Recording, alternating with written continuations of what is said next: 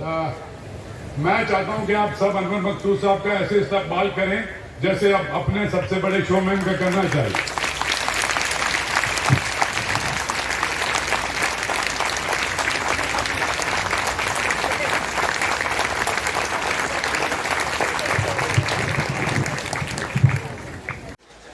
नवंबर अल्लामा इकबाल की पैदाइश का दिन था। दुबई एक्सपो के पाकिस्तान पवेलियन में मुझे इकबाल पर बात करने के लिए बुला लिया गया। इकबाल से मेरी ख़त व किताबत है। मैंने उनको इस प्रोग्राम की इत्तला दी। अल्लामा का ख़त मेरे पास आया। उसके जवाब में, अनवर मकसूद, बहुत दिनों बाद तुम्हारा ख़त आया, जानकर खुशी हुई तुम अभी हो। दुख हुआ कि तुम इकबाल डे के सिलसिले में दुबई जा रहे हो। कितनी बार कह चुका हूँ इकबाल डे की तकरीब में ना जाया करो। इकबाल दुबई में क्या कहोगे? इकबाल का दुबई से क्या वास्ता? इकबाल को तो ना दिरहम की आरजू थी और ना उसको सोना नसीब हुआ। यहाँ सोने का ताल्लुक नींद से नहीं है। न इकबाल की दुबई में कोई जायदाद, जबकि मेरा ताल्लुक भी मुस्लिम लीग से था।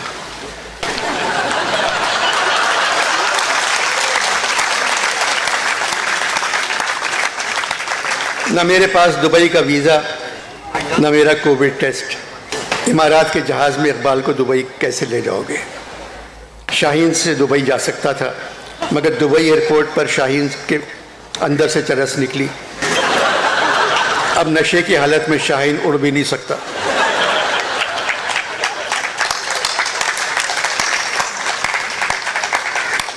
मेरी बात मानो, जिस इदारे में तुम काम करते हो ARY, उसके सरबराह हैं हाजी इकबाल, तो 50 साल से दुबई में रहते हैं।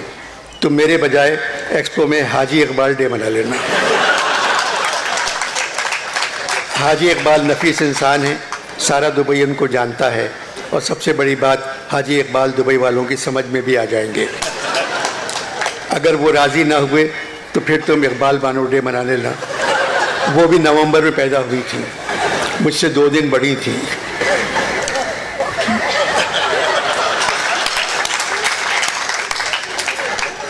दुबई के हर घर से तुम्हें इकबाल बानो की गज़लें, नज़में और गीत मिल जाएंगे।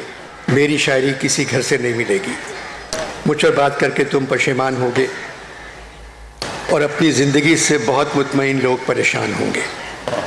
एक्सपो नुमाइश फ्यूचर की नुमाइश है, यानी हम देखेंगे। इकबाल बानो यहाँ भी जब मौका मिलता है हम देखेंगे गाने लगती हैं। पिछली इतवार ये फैज़ और फराज के साथ मेरे घर आई। खाने के बाद मैंने फरमाइश की कुछ सुना दो। ताली बजा बजा कर शुरू हो गई, हम देखेंगे। फैज़ ने कहा ये मत गाओ, ये नज़म ज़मीन पर मैंने अपने और तुम्हारे लिए लिखी थी, न तुम देख सकी न मैं देख सका, दोनों मर गए। ये शायरी यहाँ बेकार है। इकबाल बानो ने कहा मैं समझी नहीं। फैज़ ने फराज से कहा तुम समझा दो। फराज ने कहा बानो, यहाँ ना धरती के धड़ धड़ धड़कने की सदा आएगी, ना बिजली के कड़कड़ कड़कने की सदा आएगी। यहाँ कपास भी नहीं उगती, तो रुई के गालों की तरह कोई उड़ भी नहीं सकता।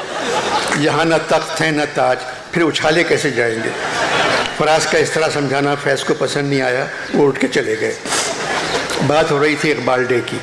अनवर मकसूद, मुझसे ऐसी कौन सी गलती सरजद हुई जिसको याद करके तुम इकबाल डे मनाते हो? मेरा कसूर सिर्फ इतना था, मैंने एक तकरीर में कहा था हिंदुस्तान के मुसलमानों को हिंदुस्तान उनका हक़ नहीं देगा तो फिर मुसलमानों को अपनी रियासत अलग बनाना चाहिए। कायद ने मेरी बात मान ली। पाकिस्तान की करारदाद मंजूर होने से 2 साल पहले मैं मर गया, इस डर से नहीं कि करारदाद मंजूर ना हो जाए।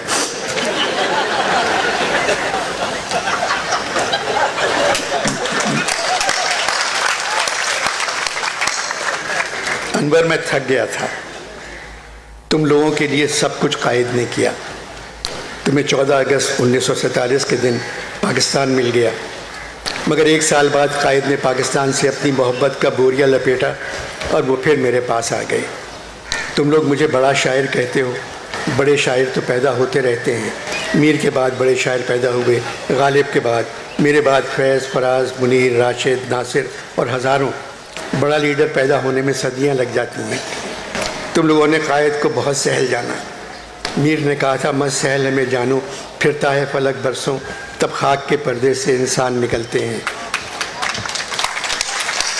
तुम्हारे यहाँ हर सियासी जमात का लीडर कह रहा है हम पाकिस्तान को कायद और इकबाल का पाकिस्तान बनाएंगे। उनसे पूछो 75 बरस से जिस पाकिस्तान में रह रहे हो वो किसका पाकिस्तान था? भूल जाओ हम दोनों को और बनाओ नया पाकिस्तान। मैं कसम खाता हूँ पाकिस्तान मेरा ख्वाब नहीं था, पाकिस्तान मेरी आरज़ू था जिसे कायद ने पूरा किया। लैला मजनू, हीर रांझा, सोनी महिवाल, शीनी फरहाद, ससी पुन्नू, इश्क की सारी दास्तानें पढ़ चुका हूँ। मैं अगर किसी इश्क की दास्तान लिखता तो उसका नाम होता जिन्ना पाकिस्तान।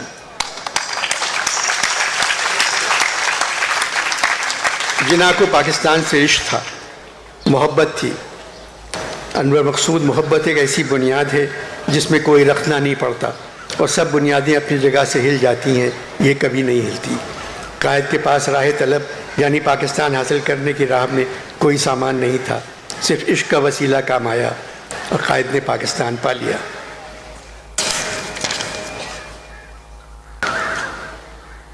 ये शायद पहली कहानी होगी जिसमें दोनों मिल गए।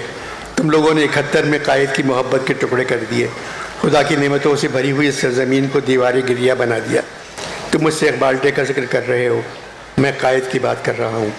उसकी पाकिस्तान से मोहब्बत देखो, तुम लोगों को आज़ादी दिलवा दी। न मोहताज सुल्तान न मरूब सुल्तान, मोहब्बत है आज़ादी व बेनियाजी। शेर में बेनियाजी आ गया तो कुछ तुम्हारे न्याजी मियाँ का जिक्र कर लूँ। 3 साल से हुकूमत कर रहे हैं, मान लिया ईमानदार हैं। कायद भी ईमानदार थे, मुश्किल से 1 साल हुकूमत कर सके। फिर बेईमानों के दामन में पाकिस्तान को रखकर चले आए। ज़माना ईमानदारों का नहीं रहा।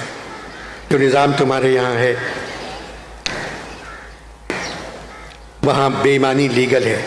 जिस तरह एक मछली सारे तालाब को गंदा कर सकती है, उसी तरह एक ईमानदार सारे मुल्क को बेईमान कर सकता है।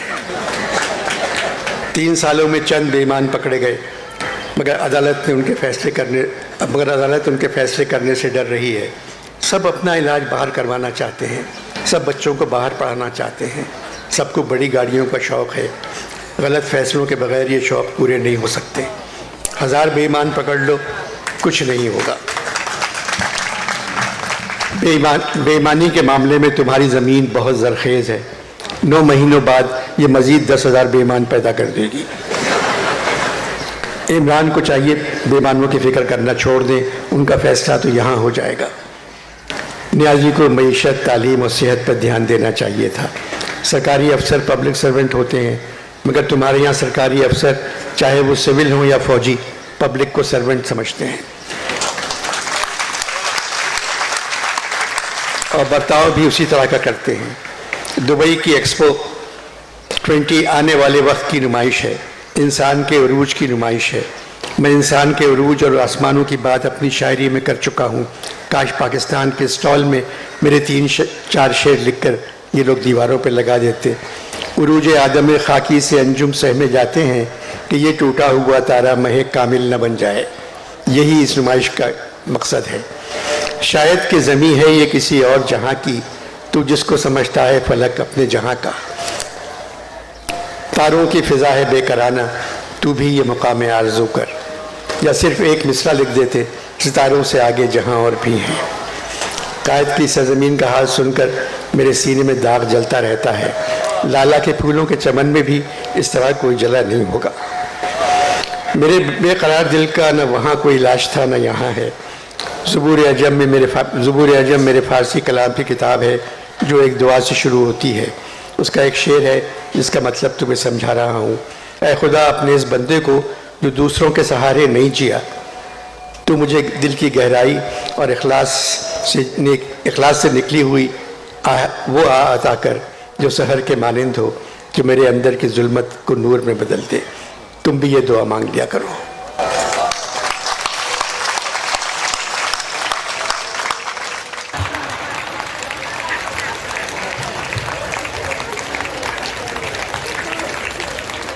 अनवर मकसूद साहब, आपका बहुत बहुत शुक्रिया।